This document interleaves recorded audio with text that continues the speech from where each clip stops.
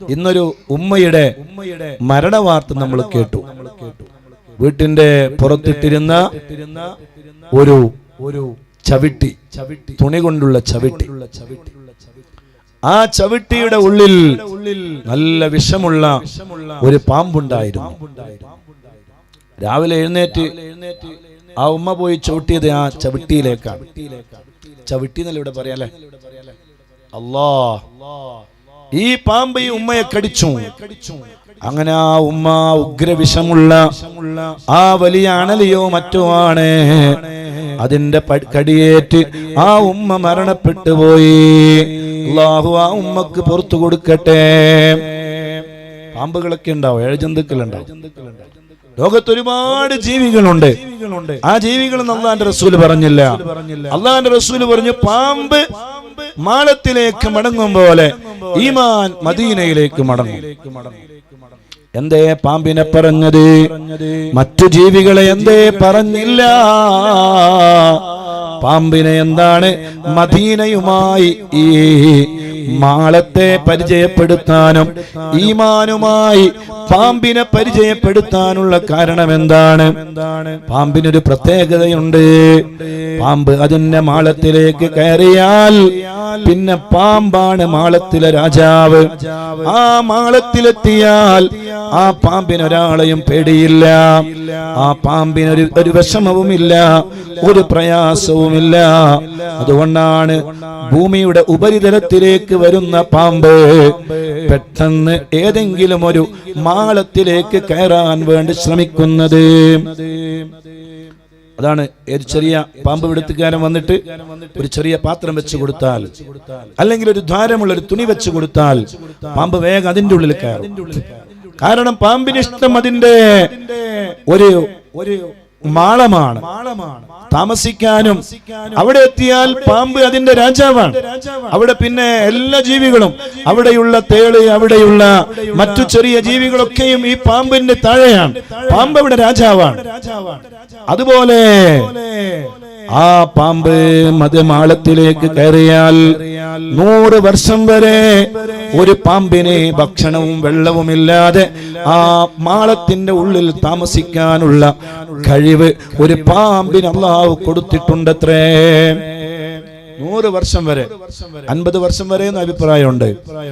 ആ പാമ്പിന് പിന്നെ ഭക്ഷണം വേണ്ട, വെള്ളം വേണ്ട. ആ പാമ്പ് സുഖമായി ആ മാളത്തിന്റെ ഉള്ളിൽ കഴിയും.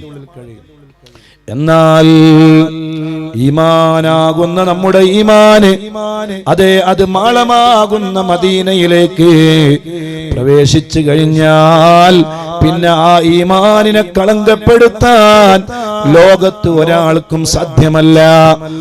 ഒരു യുക്തിവാദിക്കും, ഒരു സയനിസ്റ്റ് വാദിക്കും, അതേ, ലോകത്തെ ഒരു ഫെമിനിസ്റ്റ് വാദിക്കും, ഒരു ബിദ്അത്ത്കാരനും ആ ഈമാനിനെ നഷ്ടപ്പെടുത്താൻ കഴിയൂല. ഒരാൾക്ക് സാധ്യമല്ല.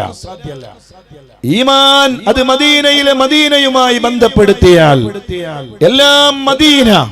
അല്ലാഹുവിന്റെ റസൂൽ സ്വല്ലല്ലാഹു അലൈഹി വസല്ലം തങ്ങളെ മദീനയോട് വല്ലാത്ത ഇഷ്ടം മദീന, എൻ ഇഷ്കും മദീന, ഖൽബിൽ മദീന, ഒന്ന് കാണാൻ മദീന. മദീന മദീന മുനവ്വറയിൽ ജ്വലിക്കും ത്വാഹ റസൂലുള്ളാഹ്. വഫാത്തിൻ സമയത്തും ഉമ്മത്തിനെ ഓർത്ത് വിതുമ്പിയൻ ത്വാഹ റസൂലുള്ളാഹ്. ഹൃദയാന്തരങ്ങളിൽ മദീന ഒരു വികാരമാകണം, മദീന ഒരു ആവേശമാകണം, മദീനയിലേക്ക് പോകാനുള്ള മനസ്സുണ്ടാകണം, ഹൃദയം മദീനയിലേക്ക് പോവാൻ വെമ്പല് കൊള്ളണം. 50, 60, 70, 100 ഏക്കർ സ്ഥലമുള്ള ആളോട് മദീനയിലേക്ക് പോയോ എന്ന് ചോദിച്ചാലില്ല. 5 സെന്റ് സ്ഥലം പോലും വിൽക്കേണ്ടതില്ല. സുഖമായി മദീനത്തേക്ക് പോയി വരാം. എത്രയോ ഏക്കർ കണക്കിന് സ്ഥലമുണ്ട്. ഹജ്ജ് ചെയ്തോ? ഇല്ല. ഹൃദയം മദീനയുമായി ബന്ധപ്പെട്ടിട്ടില്ല. ഹൃദയം മദീനയുമായി ബന്ധപ്പെട്ടാൽ പിന്നെ ഏക്കർ കണക്കിന് സ്ഥലത്തിന് എന്ത് വിലയാണുള്ളത്? ആ സ്ഥലം വിൽക്കണ്ടേ? അതിലൊരു 10 സെന്റ് വിറ്റൂടെ? എന്നിട്ട് മക്കത്തേക്ക് പോയിക്കൂടെ? ഹജ്ജ് ചെയ്തൂടെ? മദീനയിലേക്ക് പോയി പൊട്ടിക്കരഞ്ഞുകൂടെ? മദീനയിൽ പോയി പൊട്ടിക്കരയണം. തെറ്റ് ചെയ്തവർക്കുള്ള ഏറ്റവും നല്ല വഴി അതാണ്. ഒരുപാട് തെറ്റുകൾ ജീവിതത്തിൽ സംഭവിച്ചു പോയിട്ടുണ്ടാകും. ആ തെറ്റുകളെ പൊറുക്കപ്പെടിപ്പിക്കാനുള്ള ഏറ്റവും നല്ല വഴി മദീനയിൽ ചെല്ലലാണ്, മദീനയിൽ പോകലാണ്, അല്ലാഹുവിന്റെ റസൂലിന്റെ ഹളറത്തിൽ പോയി പൊട്ടിക്കരയലാണ്. അല്ലാഹു തൗഫീഖ് ചെയ്യട്ടെ. അവിടെ പിന്നെ ഏക്കർ കണക്കിന് വില, അതിനൊരു പുല്ല് വിലയും കൽപ്പിക്കരുത്. അതിന്റെ മുന്നിൽ എത്ര ആളുകളുണ്ട് യാ റബ്ബ് യാ റബ്ബ്. ഖബറിലേക്ക് കൊണ്ടുപോയ സ്ഥലം ഒരിക്കലും കൊണ്ടുപോകൂല. ഈ സ്ഥലമൊക്കെ ഖബറിലേക്ക് കൊണ്ടുപോകുന്ന വിചാരം. അതേ സമയത്ത് ആ സ്ഥലം വിറ്റിട്ട് മദീനയിൽ പോയിട്ടൊന്ന് പൊട്ടിക്കരഞ്ഞിരുന്നുവെങ്കിലേ മാഷാ അല്ലാഹ്, എത്ര ആളുകൾ. ഇന്നലെയും മദീനയിൽ വെച്ച് എന്നോട് പ്രിയപ്പെട്ട ഇസ്മായിൽ ഹാജി പുത്തൂര്, അദ്ദേഹം ഇടക്കിടക്ക് മദീനയിലേക്ക് പോകും. അദ്ദേഹത്തിനൊരു ആവേശമാണ്. മലപ്പുറത്ത് ഒരാളുണ്ടായിരുന്നു.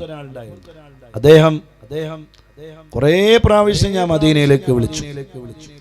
വലിയ പൈസക്കാരനാണ്, ധാരാളം സമ്പത്തുണ്ട്. അവസാനം ഭാര്യയുടെ നിർബന്ധത്തിന് വഴങ്ങി അദ്ദേഹം മദീനയിൽ ചെന്നു. മാഷാ അല്ലാഹ്, സിയാറത്ത് ചെയ്തു. സാധുവായ എന്റെ കൂടെ അദ്ദേഹം ഉണ്ടായിരുന്നു. ഇപ്പോ ഇടക്കിടക്ക് മദീനത്തേക്ക് പോവുകയാണ്. മാഷാ അല്ലാഹ്, അള്ളാഹു കൊടുത്ത സമ്പത്ത് ഇപ്പൊ അതിനു വേണ്ടി ഉപയോഗിക്കുകയാണ്. അങ്ങനെ ഒരുപാട് ആളുകളുണ്ട്. ഇസ്മായിൽ ഹാജി എന്നോട് പറയാണ്, മദീനയിലേക്ക് വരുന്ന ജനങ്ങളുടെ എണ്ണം വർദ്ധിച്ചിട്ട് ഇന്നലെയും മെനിഞ്ഞാന്നുമൊക്കെ മദീനയിൽ സലാം പറയാൻ പോലും ഇപ്പോൾ ക്യൂ സിസ്റ്റം കൊണ്ടുവന്നിരിക്കുകയാണ്. നമുക്ക് സലാം പറയാൻ ഇങ്ങനെ ആളുകൾക്ക് യഥേഷ്ടം പോകായിരുന്നു. ഇപ്പൊ സലാം പറയാനും സിസ്റ്റം കൊണ്ടുവന്നു. കുറഞ്ഞ ആളുകൾ മാത്രമേ വിട്ടിട്ട് പിന്നെ അവിടെ സ്റ്റോപ്പ് ചെയ്ത് പിന്നെ കുറെ സമയം കഴിഞ്ഞ് കുറഞ്ഞ ആളുകളെ വിട്ട് അങ്ങനെ സലാം പറയും. കാരണം ആളുകൾ ഇങ്ങനെ മദീനത്തേക്ക് ഒഴുകുകയാണ്. ഇന്നൽ ഈമാൻ ലയഗ്രിസു ഇലൽ മദീന, ഈമാൻ അത് മദീനയിലേക്ക് മടങ്ങും. പാമ്പ് മാളത്തിലേക്ക് മടങ്ങും പോലെ ഈമാൻ മദീനയിലേക്ക് മടങ്ങുമെന്ന് സയ്യിദുനാ റസൂലുള്ളാഹി സ്വല്ലല്ലാഹു അലൈഹി വസല്ലം. അല്ലാഹു നമ്മളെ മദീനയിലെത്തിക്കട്ടെ. അല്ലാഹു നമുക്ക് മദീനയിലെത്താൻ അല്ലാഹു തൗഫീഖ് നൽകട്ടെ.